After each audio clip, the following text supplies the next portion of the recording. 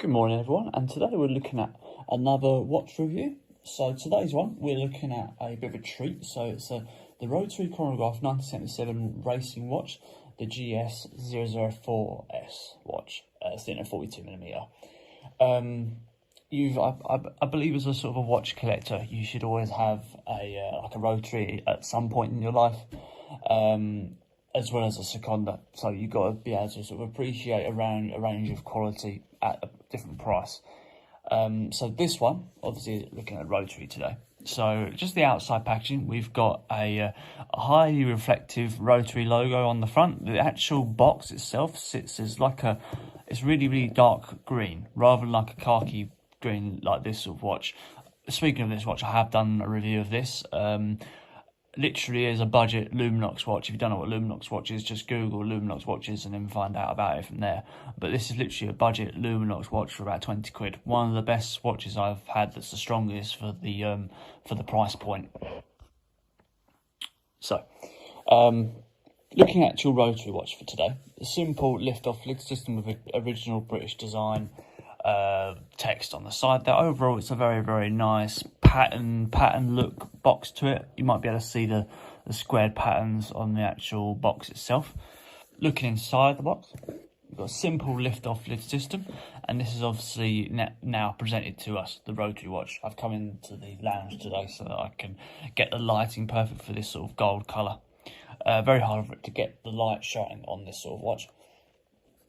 So let's take this out. Obviously the Rotary box is very well presented to us. Just move that over there for now. So here we go. This is the Rotary Chronograph 1977 racing watch. It looks very similar to the Seiko Propex Speedtimer Solar. If you give that a little Google, it looks like the Rolex Rolex Daytona Panda, except without the gold. So price of this watch sits around about £150. The weight of the watch is around about 200. I think that's with the box as well. Looking at the chronograph function, so looking around the face of the watch, you can see that we've got 3 faces, very similar, very common for a chronograph watch of this type. We've got a 24-hour display in the top right here. We've also got a stopwatch in the bottom left here, and a stopwatch sort of tracker throughout the hour in the top left, with the chronograph function just to spin around here. So let's have a little look at the demonstration. Yep, just a simple seconds counter in the bottom there, with a tachymeter bezel going around the inside of the face at 45-degree indentation there. Let's get us up a nice little close-up look of the watch.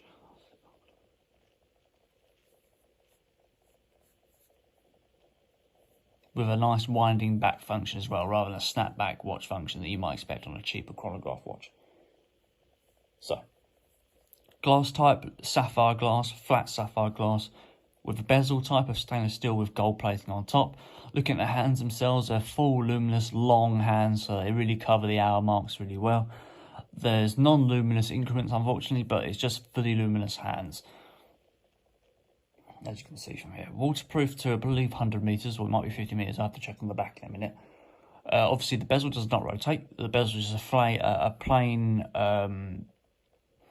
slightly indented 45-degree smooth gold-plated bezel there.